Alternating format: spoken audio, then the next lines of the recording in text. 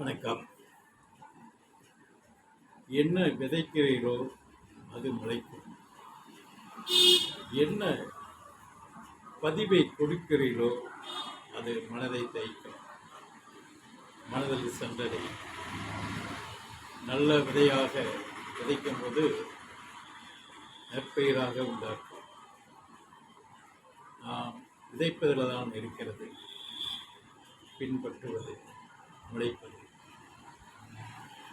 அதனால் நாம் பதிவுகளில் நற்சிந்தனையாக நல்ல நிலையான ஒரு மனது, நல்ல ஒரு நிலைப்பாடுக்கு நல்ல சிந்தனையாக போகுமான பதிவுகளை கொடுப்போம், விதைப்போம்.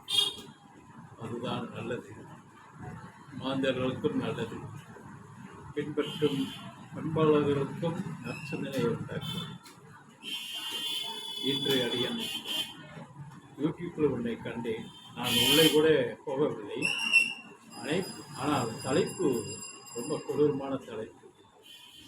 இப்படியும் விதைக்கிறார்கள், மனதில் போய் தைக்கப்படும், உணர்த்தப்படும். பின்னாடி பின்ன அவர்களுக்கு சஞ்சலப்படுத்தும். அப்படி ஒரு பதிவுகளை கண்டிப்பாக கொடுக்கக்கூடாது. அது ஒரு பாவம். பிறர் மனதை நாம் சஞ்சலப்படுத்துவதே பெரிய பாவம், கொடூர பாவம். ரொம்ப கவனமாக இருக்க வேண்டும் பதிவு கொடுப்பது.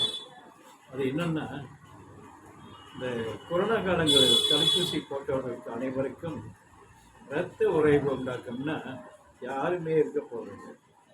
அனைவருமே தடுப்பூசி போட்டவர்கள் எல்லாத்துக்குமே உடஞ்சி விடுமா? அது எப்படிப்பட்ட ஒரு பதிவு?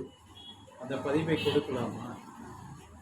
அது ஏன்னா யூடியூப்பை எல்லா மக்களும் பார்க்குறாங்க. குடிசையில் இருக்கிறவங்க கூட யூடியூப்பை பார்த்து என்ன சொல்லியிருக்காங்கன்னு உள்ளே போகிறாங்க. அப்போ அந்த சிந்தனை நற்சிந்தனையாக இருக்க வேண்டும்.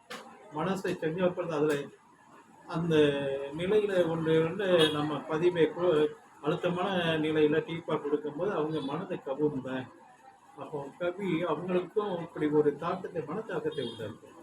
அதனால் விதைப்பது நல்லதாக விதைக்க வேண்டும், பதிவு நல்லதாக இருக்க வேண்டும். பிறர் அதை கேட்டு பெறும்படி நம்மளுடைய பதிவு இருக்க வேண்டும். அப்படிப்பட்ட பதிவை நிச்சயமாக கொடுக்க வேண்டும்.